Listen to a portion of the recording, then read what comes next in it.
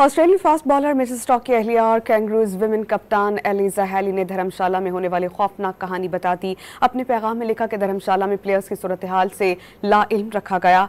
Match से पहले कहा गया कि सब अच्छा है, लेकिन आधे मैच में स्टेडियम खाली करवा लिया गया। हर जगह अफरा तफरी का आलम था।